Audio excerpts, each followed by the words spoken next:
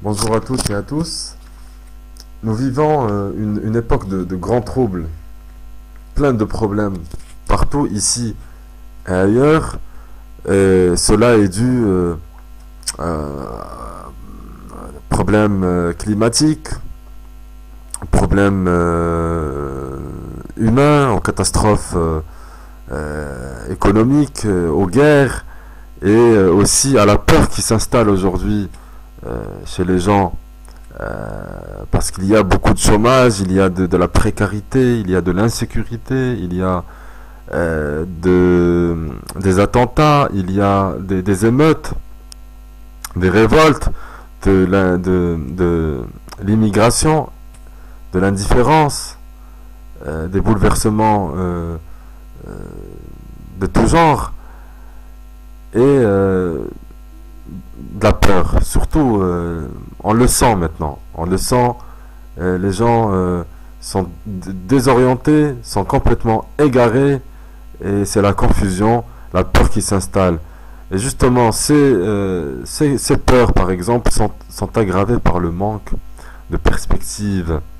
Les gens, ils ont perdu la boussole, ils ont perdu les repères. Trop de questions qui s'installent. Vers quelle économie allons-nous? Quel projet de société pour nos familles, pour notre vie commune, pour quelle éducation pour nos enfants, etc., etc., etc. Donc, ce qu'il faut savoir, c'est que tout ça, c'est dû d'abord par les systèmes que nous suivons et aussi par le projet du diable. Alors ça, ce qu'il faut savoir, c'est que Satan a adoré Dieu pendant des milliers d'années. Il était le meilleur de tous les serviteurs, ça il faut le savoir. Il était déterminé à monter au plus haut niveau des cieux, à la station la plus rapprochée d'Allah subhanahu wa ta'ala, de Dieu. Et c'est arrivé, son souhait a été accordé, et son rêve est devenu réalité. Pendant des milliers d'années, il a été récompensé par son créateur, il était même parmi les meilleurs anges, et il donnait toute son adoration à Dieu subhanahu wa ta'ala jusqu'au moment où nous sommes arrivés, où notre père Adam a été créé par Allah. Il ne pouvait pas croire ses yeux, il voulait pas admettre que lui, le meilleur de tous, devait se prosterner devant un homme créé d'argile, un homme insignifiant, créé de boue et d'argile. C'était très difficile pour lui. Il a donc tout simplement refusé. Il a dit non au Créateur des cieux et de l'univers. Il a dit non au Tout-Puissant, Allah subhanahu wa ta'ala. Et voilà, donc il a rendu un culte à Dieu pendant des milliers d'années. Et pour une raison que Allah seul connaît, il lui a demandé de se prosterner, il a refusé. Donc Satan il se pose des questions. Pourquoi Adam a été donné ce privilège et pourquoi et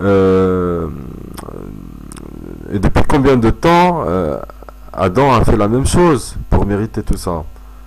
Voilà, c'est là où ça a commencé. Donc qu'il se croyait que c'était lui qui méritait tout ça et qu'après il a vu que Adam est arrivé. Alors ce qu'il faut savoir, c'est que Satan c'est lui qui règne et qui commande sur ceux qui le suivent, ceux qui sont détournés au rappel de Dieu tombent automatiquement sous les filets de Satan. Depuis le jour où il a refusé de se prosterner, il est devenu la pire race, la pire créature sur terre, devenant ainsi l'ennemi de Dieu et l'ennemi des serviteurs dévoués, et l'ennemi de l'humanité en général. Et par conséquent, Dieu a promis de le faire entrer en enfer au jour du jugement et d'y rester pour l'éternité. C'est là où c'est grave. Il dit que c'est à cause de nous, les enfants d'Adam, que cela arrive. Il nous déteste, donc il déteste.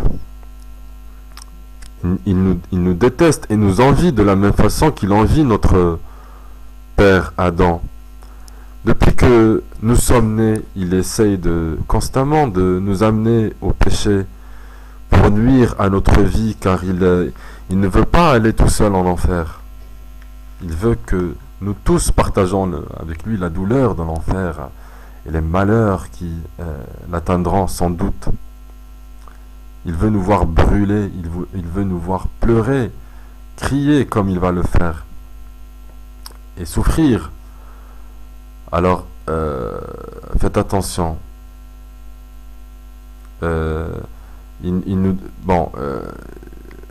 Ses ruses, ses tromperies, ses manipulations, sa stratégie, maintenant, elle est dévoilée au grand jour. Ce n'est plus un secret pour personne. Il les utilise justement pour nous essayer de nous amener vers les péchés.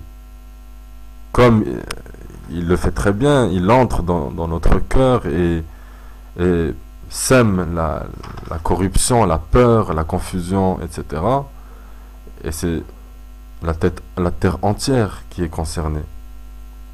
Tout d'abord, ce qu'il faut savoir, c'est qu'il n'a aucun pouvoir sur nous. Il n'a aucun pouvoir pour nous amener à faire des péchés ou nous obliger à faire quelque chose qui est contre notre intérêt. Mais seulement, il essaye, il influence, il chuchote.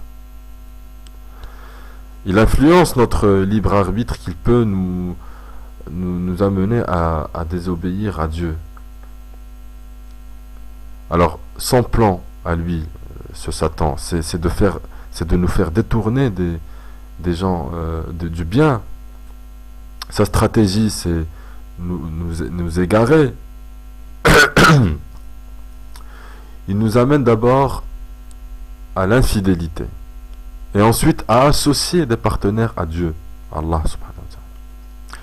Si jamais on résiste et que l'on ne se fait pas avoir, que l'on ne se fait pas piéger, il passe alors au plan B, qui est celui de nous amener au péché majeur, comme abandonner les adorations, les invocations, la prière, commettre l'adultère, faire du mal à son prochain, manger du porc, boire de l'alcool, etc., etc., etc. Quand il trouve face à lui de vrais croyants sincères, qui ne tombent pas facilement, qui ne cèdent pas face à toute cette stratégie, il ne se décourage toujours pas. Il nous appelle dans ce cas-là vers les péchés mineurs. Si on l'ignore, il va alors occuper nos journées avec des choses licites qui ne sont ni des péchés ni de bonnes actions, comme le fait de trop manger par exemple, ou de courir après la vie de ce bas monde. Tout cela va nous empêcher d'accumuler des récompenses, et ça il le sait très bien. Alors sa façon d'agir est qu'il entre petit à petit dans notre cœur et dans notre esprit, à travers nos faiblesses, nos peurs, notre ignorance, à travers ce qu'on aime le plus. Il nous attire étape par étape, graduellement. Alors pour citer ici un verset rapidement, « Ô vous qui avez cru, ne suivez pas les pas du diable, quiconque suit les pas du diable, sachez que celui-ci ordonne la turpitude et le blâmable. Sourate 24, verset 21 dans le Coran. Alors, qu'est-ce qu'il fait aussi? Il embellit la vie d'ici-bas à nos yeux. Il la rend magique. Il la rend dure d'y résister.